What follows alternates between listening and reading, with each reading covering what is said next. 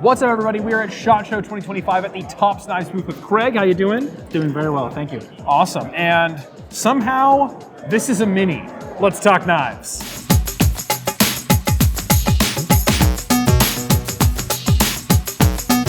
So let's jump right in. We've got this really cool dagger looking thing. What is this? So this is called the Shiro dagger. The designer of this is Lasizabo. Okay, I remember his Express fixed blade. Yes, Yeah. from 2 years ago, I think. Aside from that, we've got a couple of other models with him. He's made a lot of other tactical gadgets and tools and knives and things like that. Really well educated and really well experienced guy. He served in actually 2 branches of the military, oddly enough. Wow. And then became a police officer afterwards. He's worked on SWAT teams. He's been kind of like just a regular cop, done all sorts of stuff from France.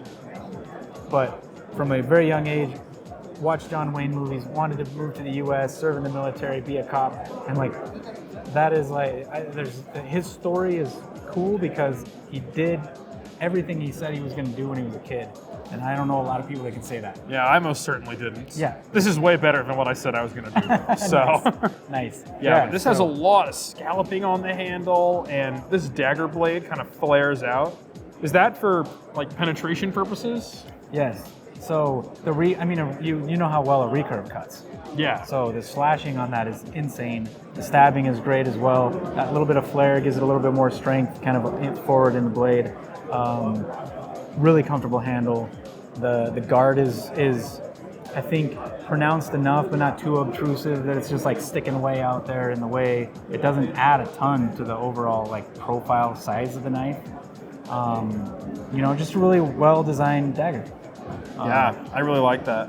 I imagine it'll come with a Kydex sheath. Yes, that'll be the plan on that. Okay. Kydex sheath. That one's exciting. Feels very vest worthy. Right.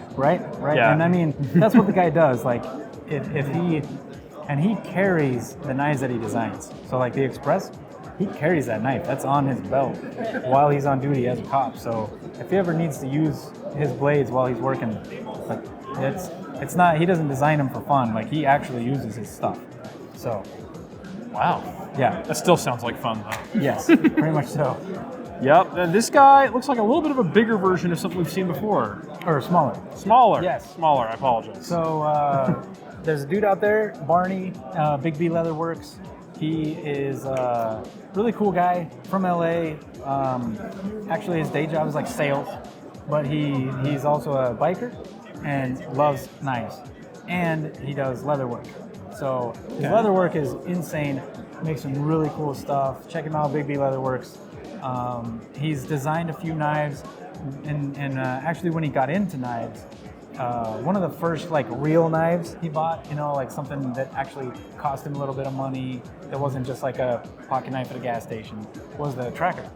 Really? Yeah. It's a great first knife. And that's what got him into like beefy, heavy duty knives that are quality, and then he started making things out of leather, and it's all just kind of morphed from there. He's got a few 2 knives that we've made for him, and then this is a third. This is a shorter version of the one you were talking about. We've got RPG on there. That stands for Road Pup Goyo. Road Pup Goyo. Yes, he had a dog named Goyo, and the other version of this knife is called the Road Dog. And so since this one's smaller, Road Pup. And basically, it's just a great little EDC knife. It's got some options on it. You got the little thing so you can pull your pots out of off of a fire stove. Yeah. For all you Dutch oven folks out there. The striker on this for a ferro rod is actually right there. Really? Oh, look at that. That was hiding. Yes. And that'd be perfect, though. Yeah. It's in a great spot. It's in a really comfortable spot. You got the bottle opener, and then on the back of the handle there's a cutout. Oh, I didn't even notice that. Little hex head bits, little 1/4-inch bits. So how about that? Is there like a magnet in there? not in this case, no. But Okay. they slide in pretty well. They're snug, like they don't rattle once you put them in, but there's no actual retention. So, Okay. But I mean, if you need one that bad, you'll just go get a screwdriver. But like I got a little bolt to tighten up, just throw it in. This is in my pocket. Well, Perfect. And I mean, like I say, he's a biker, and so sometimes you do need to just fix something real quick, and rather than like go find a toolbox, you just pull your knife off your hip and fix it. You're done. Yeah. So, There's a lot of functionality hiding in this little guy. yeah. Very cool fun. blade. Yep. Okay, and then next up, this guy. Remind me the name of the designer here. The designer's name is Ovilo Calvet, Ovilo Calvet. and he's from Mexico. He has a big YouTube channel, Ovilo Knives is what it's called. So he's doing knife reviews in Spanish, and he's one of the probably one of the only channels out there that's large, I think, for what he's doing. For Spanish language knife content. So he's got a lot of followers from Mexico, Central and South America, Spain even, and he's also designed some knives, and I think he's actually made some as well. And so he brought us this design. Great little bird and trout knife, EDC knife, tactical knife if you needed it. Like, I can see this being used for like anything that you would need a 3-inch blade for. Just a very versatile design. And a nice, I would say, almost stout flat grind. So if you needed to maybe abuse this knife a little bit, you could get away with it. It wouldn't murder you, but it still has a thin enough edge for doing that everyday carry work. Yeah, so it's 1/8 inch. It's 1/8 inch, and that grind will make it pretty strong for an 1/8 inch blade. But still thin enough, I think that it is. It's quite slicey. It has a green burlap handle. All right. So really cool. The burlap doesn't really take the dye like the canvases do, and so you get some of the green from the resin, and then you get some of the like regular burlap color just from the fabric, and it looks pretty cool actually. I dig this handle a lot. Yeah. I like that guy. That's a really fun knife. Yes. And then this one, Yes. this one feels cool. So this is not a ring, Nope. but it kind of fits the hand like one. It does. Tell me the story here. So there's we've been doing this employee design challenge for like 8 years now, right? And so every year we challenge our employees, design a knife, the best one out of this whatever category, we'll make it. This is not that, but it was one of our employees. And so it's just one of those things where the longer that we do that, the more involved we see some of our employees get in not just what they do every day, but like where it comes from, why, and what would I want if I could just do whatever. And so this guy just designed the knife and showed it to Leo. I was like, hey, what do you think? And Leo was like, you know what? That's really cool. He's like, let's try it. Let's see what happens. And so it's I don't know, I think it just shows that like the TOPS employees, yeah, some of them just go to work and it's just a job for them. But a lot of the guys at this company, they're interested in what they do. They're invested in their job, and I appreciate that. The guy that designed it, he's always got like 3 or 4 knives on him. My kind of guy. He just loves them, and he's big into double-edged knives, defense knives, that kind of thing. So. Well, this feels really defensy. Like that hook right there for grappling, I would not want to be on the other side of that guy. No, and it's great for reverse or forward grip. He doesn't like the finished ring karambit. Like, some people, you've probably heard the horror stories of people getting their finger like degloved from stuff like that. I've heard, but I don't like to think about it. Yeah, so this kind of avoids that from happening, but you still have some points that give you retention. Yeah, it's still going to be a little bit harder to wedge this out of somebody's hand. Right. Yeah. So that's the plan there. The cool thing about this one, it doesn't have to be double-edged. So when we release it, we will probably default to single and make the double-edged an option. That way it's just easier for people in states where double-edged is still tricky. I want to say the Zabo Express had a similar situation. Correct. Yeah. Yep. For the same reasons. Exactly. Yeah. Okay. Well, that's awesome. And then next up looks like Silent Hero, but Yes. this one's a little bit special because we got a tanto blade and a bit of a new hook on the handle. Yes. Sort of the tactical Silent Hero. Yeah. So the original Silent Hero was the larger Big version 6-inch. of that, right? The guy that designed it made it to be like a bush knife that he could also use as a weapon.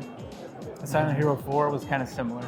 And then this one, the Tanto version of the Silent Hero 4, is more like tactical. Inverse. Yeah, like let's Tactical not that worry can so much about the double bush. in the Let's woods. let's just make something that's gonna work for scary situations. So Yeah. the hook gives you an obvious point, so you don't have to look and see where you're drawing. You can just kind of feel that out and go. The tanto point, obviously great for stabbing and slashing. It seemed to me this is like an obvious next step for a silent hero, like the whole purpose of this knife anyway. When he first designed it, it was to be the knife that he would carry while he was combating the poachers in Africa. Oh. So, he was fighting and training people to fight these like gangsters from Asia that were coming to take the rhino horns. People don't realize, like, when you say anti-poaching in Idaho or Utah, it's like, oh yeah, like I'm stopping some guy from shooting a deer out of season. Yeah. This guy is fighting gangsters for the very existence of endangered species. Exactly. I mean, these same gangsters, they traffic drugs and people and all sorts of stuff aside from rhino horn. So like, they're not your run-of-the-mill poacher. They're criminals, and a lot of times they're organized. So, it's almost like fighting a war. Yeah, he's been doing a job that is pretty freaking dangerous and scary when you think about it. So this makes a lot of sense. How do you find people like this, like Zabo, like Calderon? How? Well, I think that goes back to Mike.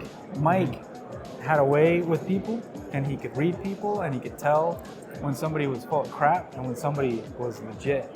And so he built the company.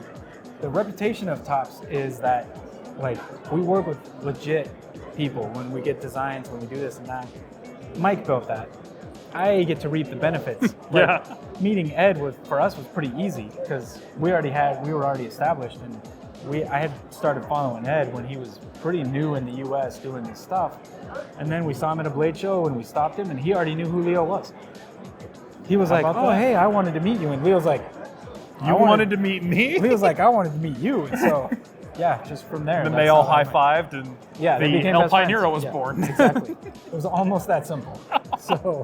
So yeah, my job is easy compared to what Mike was doing. Yeah, man. And then the last knife we got on the table is the Little Chute. So, as I was mentioning in the intro, there is no way this is a mini, but I've seen the El Chute, and this is smaller, but it's not small. Right. So, it's, I think 4 inches shorter on the blade. This is an 8-inch blade, roughly. The original, I think, is closer to 12. Yeah, we're still a 1/4 inch thick. Still a 1/4 inch thick. The other main changes at the handle is like slightly narrower and a little bit thinner. So it still feels really nice and round. Still fills your hand well, but it's not quite as hefty as the original. So you don't need kind of a mini. Quite as much to hold on to. But like, that's still going to be a great camp chopper. Oh yeah. Or baton with it. Like, great for that. I could see myself using this to like trim trees and bushes in my backyard without, like, pruning shears are cool, but knives are fun, and I'd rather do that. Yeah. Also, knives are cooler than pruning shears. 100%. And I'll die on that hill. 100%. Man, so these are a lot of fun knives. I imagine we'll also see a few more releases throughout the year. Yes, sir. We actually released 5 knives and 1 golf tool today to dealers. And they'll be available to the general public the week after SHOT Show. Yeah, go check them out on Instagram if you want to learn about the golf tool. The company that makes awesome tactical knives for people fighting poachers also makes a really great golf tool, apparently. Yes, we do. You have range. All right. Well, Craig, thank you so much for your time. Absolutely. This is a great year for Tops, and we will see you all next time. Thank you.